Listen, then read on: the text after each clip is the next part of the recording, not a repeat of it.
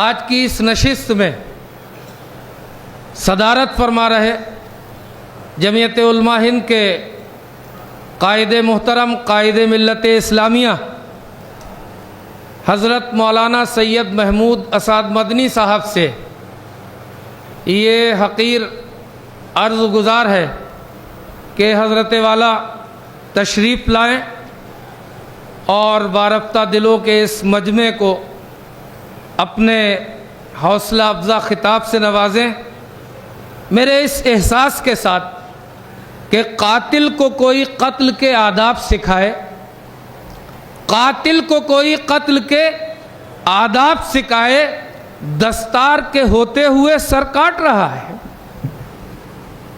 بسم اللہ الرحمن الرحیم، نحمدہ ونصلی ونسلم علی رسولہ الکریم، اما بعد۔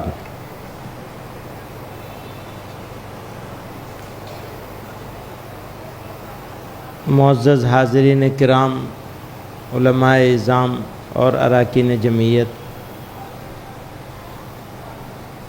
اس اجلاس میں تشریف لائے ہوئے علامہ صاحب جنہوں نے مختصر سے وقت میں کئی سارے پیغام دے دیے، ناظم صاحب کی نظامت سے لے کر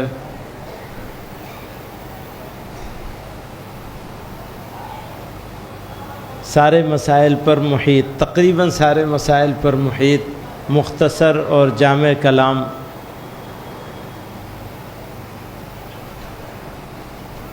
اسی کو کہتے ہیں کہ خیر الکلام ما قل و دل،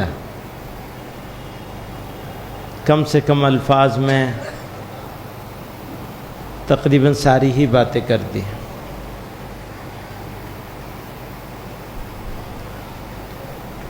اس مجلس کا جو خلاصہ ہے،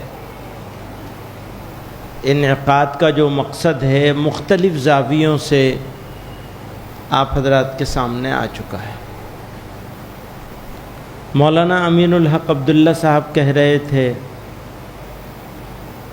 کہ ہمیں اپنے مدرسوں کے نظام کے جو 4-5 پہلو ہیں انہیں سب کو ٹھیک کر لینا چاہیے۔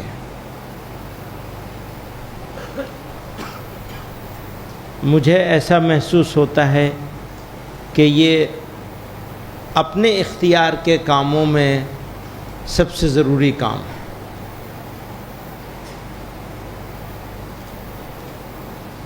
میں نے اپنے ساتھیوں کی مدد سے غازی آباد میں ایک بڑا سینٹر قائم کیا اور اس کی تعمیر کا کام چل رہا تھا۔ افسران ابھی مکمل بھی نہیں ہوا تھا، افسران آئے کہ آپ نے جو آگ سے بچانے کا انتظام ہوتا ہے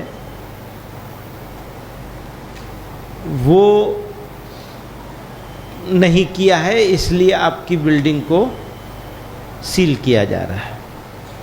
اب مزے کی بات دیکھیے کہ بلڈنگ زیر تعمیر ہے، وہاں کسی کو بلڈنگ کو مکمل نہیں کیا گیا، کسی کو رکھا نہیں گیا، کوئی کام شروع نہیں کیا گیا۔ فائر فائٹنگ کے ارینجمنٹ سارے بلڈنگ پوری ہونے کے بعد کیے جاتے ہیں، تب تکمیل ہوتی ہے۔ تو جس چیز کا نمبر ہی نہیں آیا اسی کو عنوان بنا کر اس کو سیل کر دیا۔ 2 سال ہم نے لڑائی لڑی اور اس کے بعد وہ ڈی سیل ہوا، ابھی کچھ مہینوں پہلے۔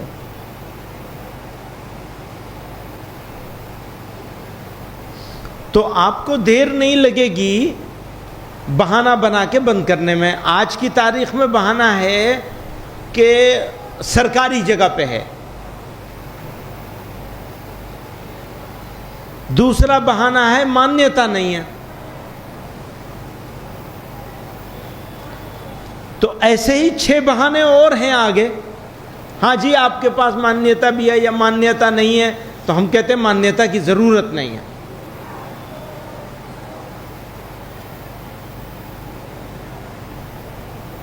کل ہی کے سفر میں کسی آفیسر کے ساتھ بیٹھا تھا میں، یعنی وہ ہماری اور اس کی سیٹ جہاز میں برابر برابر تھی. تو وہ میں کہنے لگا کہ بھائی آتے ہیں اور سیل کر کے چلے جاتے ہیں اور کہتے ہیں سرکار کی جگہ پہ ہے. تو اس نے ایک بہت اچھی سی بات کہی بہت چھوٹے سے جملے میں کہ یہ تو سارے ہی ہیں. وہ یہ نہیں کہنا چاہتا تھا کہ صرف مسلمانوں کے خلاف، کیوں آدھا جملہ کہا اس نے، باقی آدھا جملہ میں نے مکمل کیا کہ بھئی ہم آسان شکار ہیں. پچھلے دنوں ایسا ہوا، ہم اپنے کچھ ساتھیوں کے ساتھ بیٹھے تھے دیوبند میں،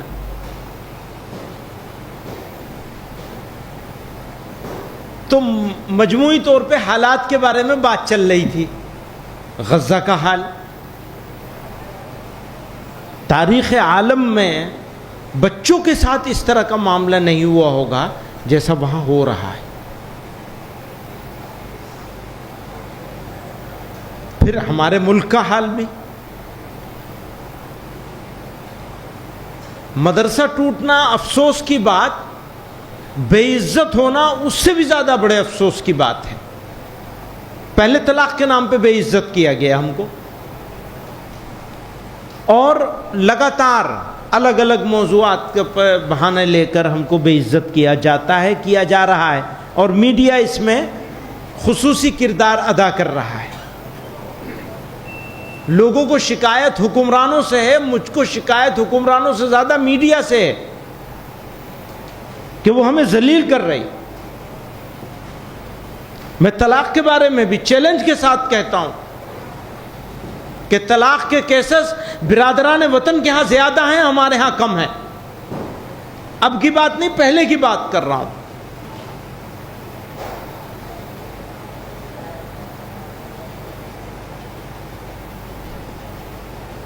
لیکن بہرحال وہ چھری خربوزے پہ گرے یا خربوزہ چھری پہ گرے، نقصان تو خربوزے کا ہی ہونا ہے. ہماری پوزیشن اس وقت خربوزے جیسی بنی ہوئی ہے. کیوں بنی ہوئی ہے؟ تو ہم آپس میں بیٹھے تھے، یہ بات کر رہے تھے کہ بھئی بہت ہی ڈپریسنگ سچویشن ہے. جب سوچتے ہیں تو دل بیٹھنے لگتا ہے، بے چینی ہوتی ہے، اضطراب ہوتا ہے. تو میں ساتھیوں سے کہہ رہا تھا کہ ہم یہ سمجھتے ہیں کہ پچھلے کئی سو سال میں کسی علاقے کے مسلمانوں پر ایسے حال نہیں آئے ہوں گے جیسے ہمارے اوپر یہاں آئے ہیں اس وقت.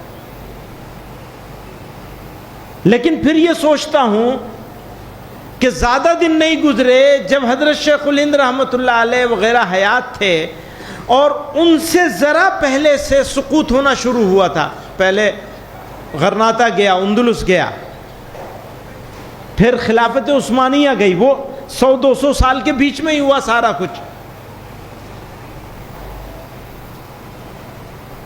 یہاں کی سلطنت تو پہلے ہی کمزور ہو چکی تھی، اور یہ سب خلافت عثمانیہ کا، جنگ بلقان اور خلافت عثمانیہ کا تو سارا کچھ حضرت شیخ الہند رحمۃ اللہ علیہ نے خود اپنے آپ دیکھا ہے، ان کے زمانے میں ہوا ہے. تو ہم نے صبح، آپ بھی سوچئے گا ذرا، مجھے ایسا لگتا ہے شاید ہم سے زیادہ مشکل حالات سے وہ لوگ گزر رہے ہوں گے اس وقت جس سے ہم گزر رہے ہیں. ہمیں ایسا لگتا ہے ہم زیادہ مشکل حالات سے گزر رہے ہیں. لیکن جب موازنہ کرتے ہیں، پورے جزیرۃ العرب کو ٹکڑوں میں بانٹ دیا گیا، اور حکمراں ہمارے ہاں کا ڈی ایم اتنا غلام نہیں ہوتا ہے اپنی حکومت کے وزیر کا جتنا زیادہ غلام وہ ان ملکوں کے حکمراں ہیں. آج بھی ڈی ایم کی پھر بھی حیثیت ہوتی ہے. ڈی ایم کانپور ہے تو ڈی ایم ہے، وہ کچھ اس کی حیثیت ہے، کچھ مقام ہے، کچھ فیصلے لینے کا مجاز ہے. تو جزیرۃ العرب کو جس طرح ٹکڑے کیا گیا اور جس طرح لوگوں کو بٹھایا گیا، ان کی تو بیچاروں کی وہ حیثیت بھی نہیں ہے. میرے نزدیک بیچارہ ہی ہے.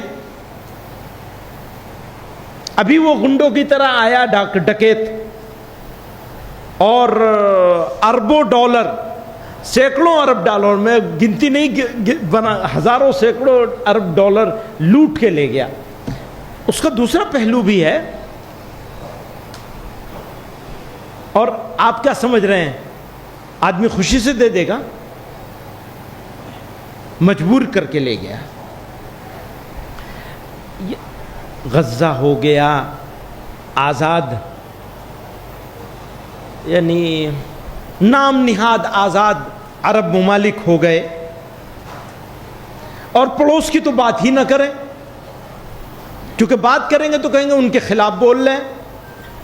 وہ کسی کے خلاف نہیں بول رہے ہیں بھئی، ہم تو سچویشن بتا رہے ہیں آپ کو، پر اس سچویشن کو بھی لوگ سننے کے لیے تیار نہیں ہیں. یہ بھی ہے بات، اور لوگ سننے کے لیے تیار نہیں ہیں.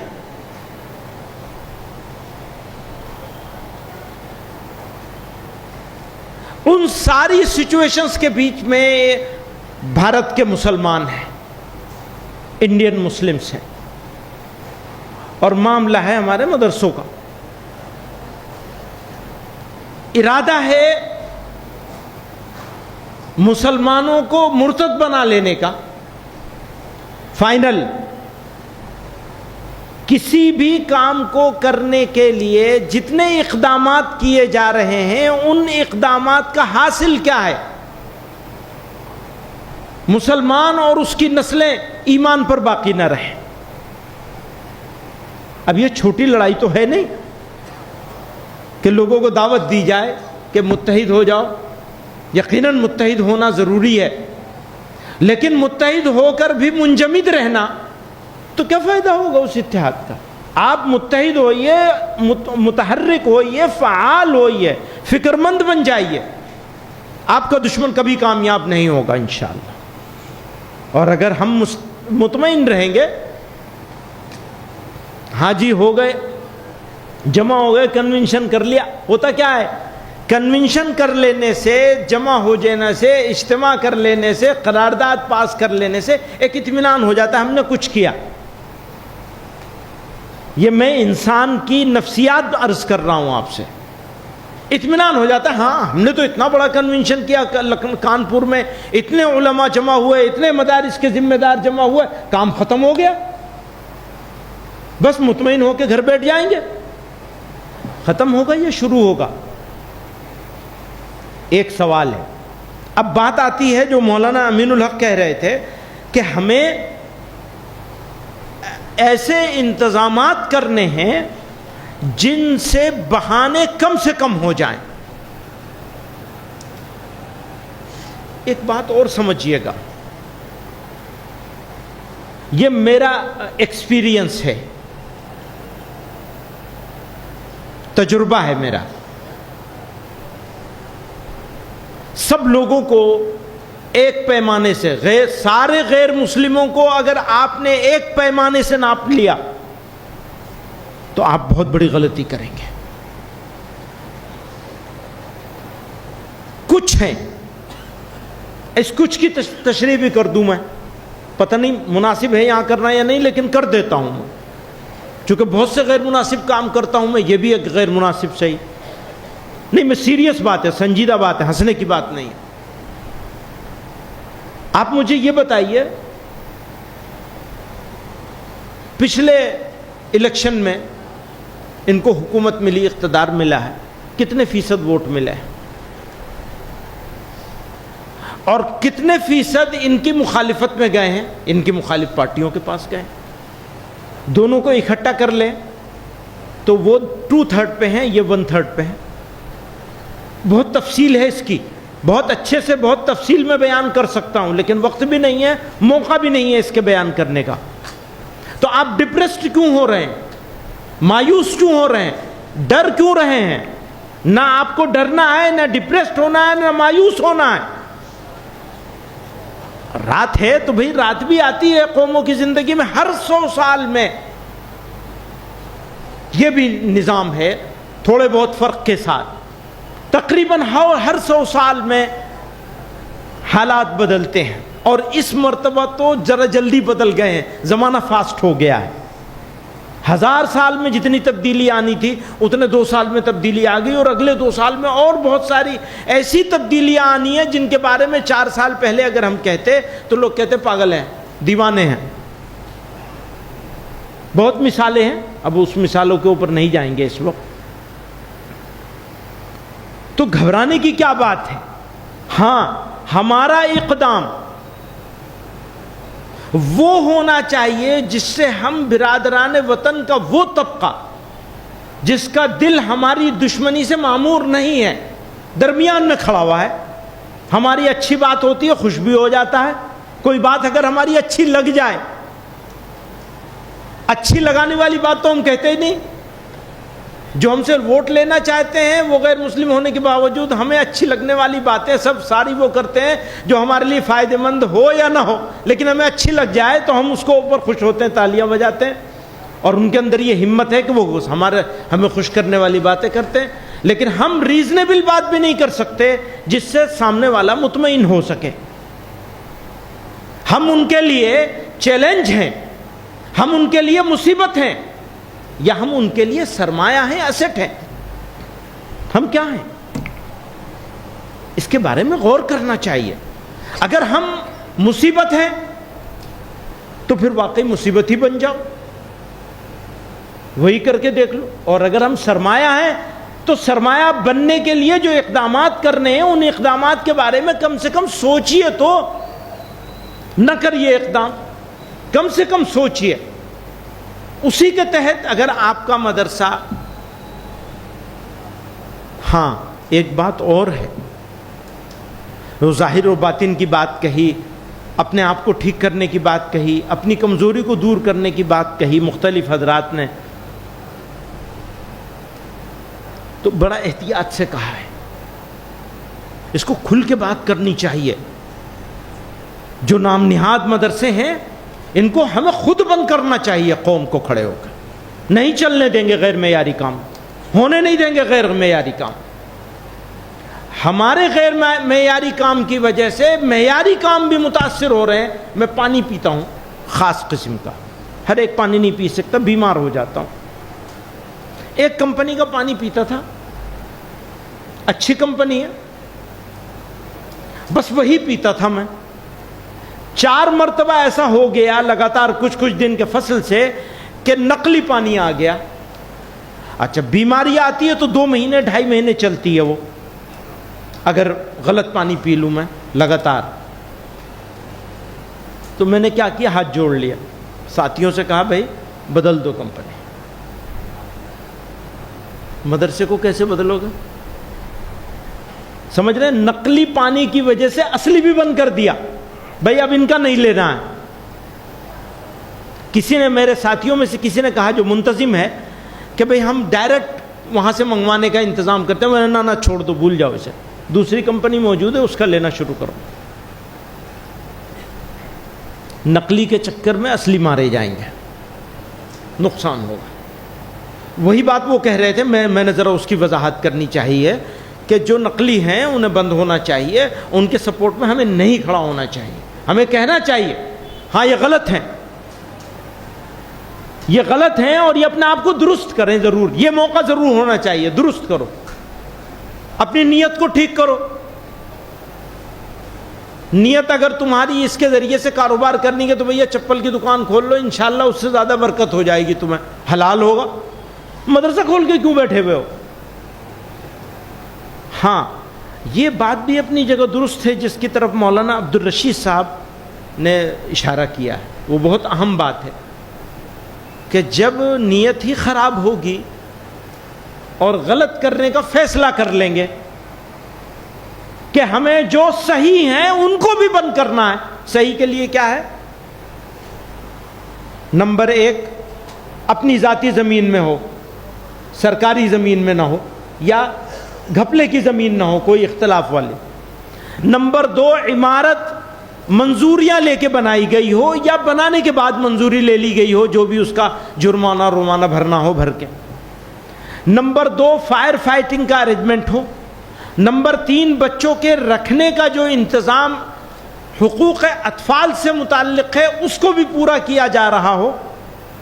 سرکار پھر بھی اگر خراب کرنا چاہے، دشمنی پر اتر آئے، تو سمجھ لیجئے، ایک بات یاد کر لیجئے، پھر لڑائی ہوگی زندگی اور موت کے بیچ کا کوئی راستہ نہیں رہے گا۔ جب تک یہ نہیں ہے تب تک ہم بھی بہانے ڈھونڈیں گے بچنے کے،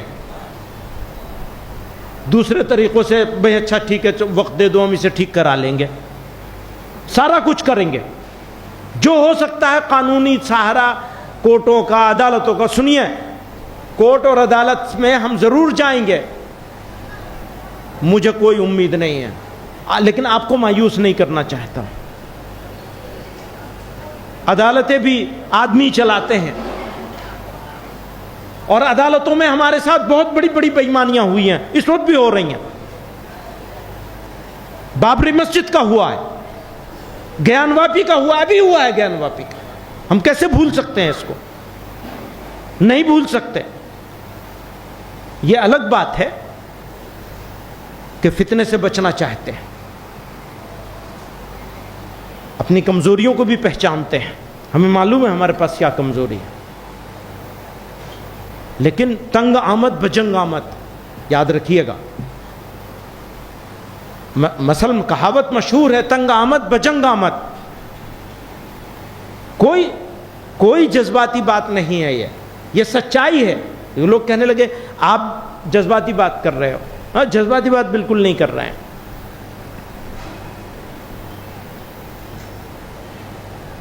لیکن کوئی یہ سمجھے گا کہ خون پانی ہو گیا۔ اور ایک بات اور یاد رکھیے گا، ہماری موت سے سلسلہ بند نہیں ہوگا۔ جو لوگ مرنے سے ڈرتے ہیں انہیں غلام بننا پڑتا ہے۔ نہ غلام تھے، نہ ہیں، اور نہ بنائے جا سکیں گے انشاءاللہ۔ ہر چیز منظور ہے۔ ہم برادران وطن میں وہ لوگ جو سمجھدار ہیں، بات سننے کے لیے تیار ہیں، ہم ان کا جوتا اپنے سر پہ لے کے چلنے کے لیے تیار ہیں۔